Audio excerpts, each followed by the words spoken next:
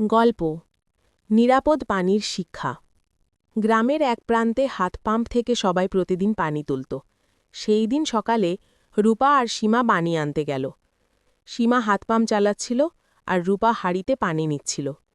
হঠাৎ রূপা দেখল পানির সাথে অদ্ভুত লালচে রং বের হচ্ছে।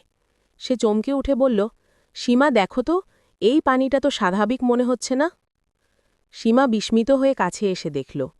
ওরা দুজনেই ভয় পেয়ে গেল।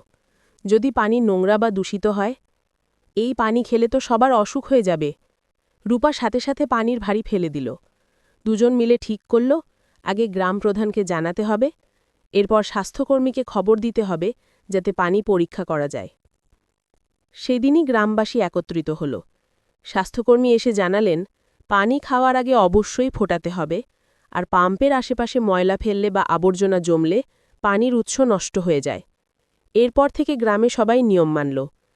হাত পাম্পের পাশে কেউ আর আবর্জনা ফেলল না, সবাই পানি ফুটিয়ে খেতে শুরু করল। শিশুরা স্কুলে গিয়ে শিখল, পরিষ্কার পানি সুস্থ জীবনের মূল। রূপা আর সীমা গর্বে হাসল, কারণ তাদের সতর্কতার কারণেই পুরো গ্রাম বড় বিপদ থেকে বাঁচল।